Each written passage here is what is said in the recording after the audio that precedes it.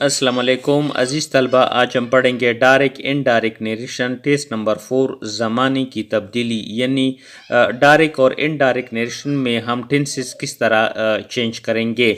ऐसे फ़िक्रात जिनकी reporting speech फ़ेले माजी मुतलक यानी पास्ट इंडेफिनिट टेंस हो, तो ऐसे फ़िक्रात को डायरेक्ट स्पीच से इनडायरेक्ट स्पीच में तब्दील करने के लिए दरजा झेल कवायद हैं।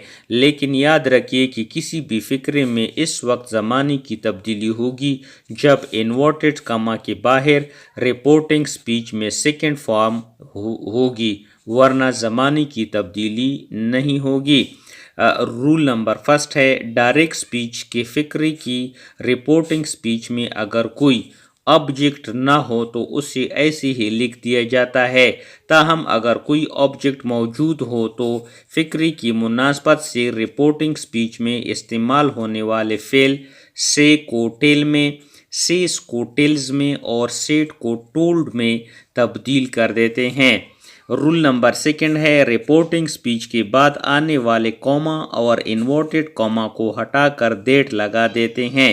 रूल नंबर थर्ड है, फर्स्ट पर्सन सब्जेक्ट के मुताबिक तब्दील होंगे, सेकंड पर्सन ऑब्जेक्ट के मुताबिक तब्दील होंगे और थर्ड पर्सन में कोई तब्दीली नहीं होगी। यहाँ इनके लिए एक रूल है, सन first person change into subject, second person change into object और third person will not be change.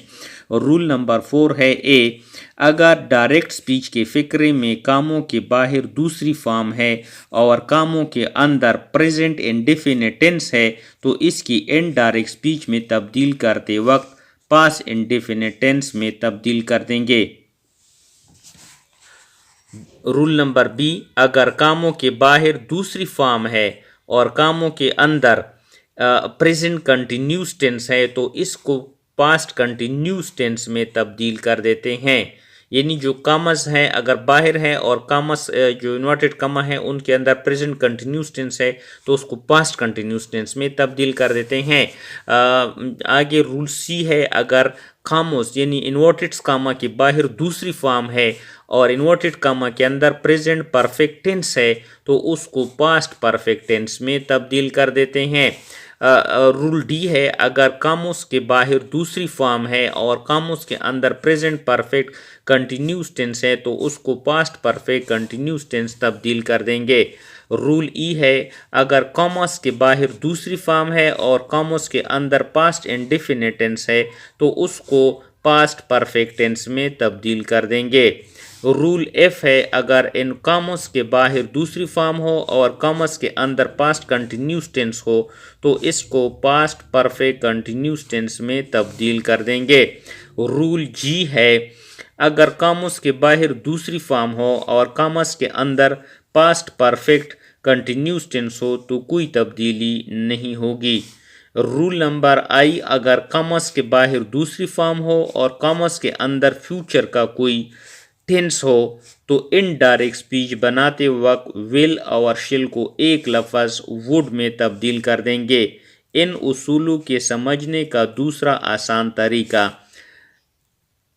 First, अगर कॉमर्स के बाहर दूसरी फॉर्म है और कॉमर्स के अंदर पहली फॉर्म है तो इनडायरेक्ट स्पीच बनाते वक्त पहली फॉर्म को दूसरी फॉर्म में तब्दील कर देंगे। रूल नंबर बी, अगर कॉमर्स के बाहर दूसरी फॉर्म है और कॉमा के अंदर आर एम एस है तो इनको वास वर में तब्दील करेंगे। रूल सी, अगर कॉमर्स के बाहर दूसरी फॉर्म है और कॉमर्स के अंदर हैज हैव है तो उनको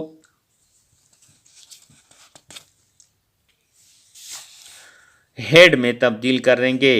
रूल डी, अगर कॉमर्स के बाहर दूसरी फॉर्म है और कॉमा के अंदर भी दूसरी फॉर्म है तो हेड लगाकर तीसरी फॉर्म में तब्दील कर देंगे।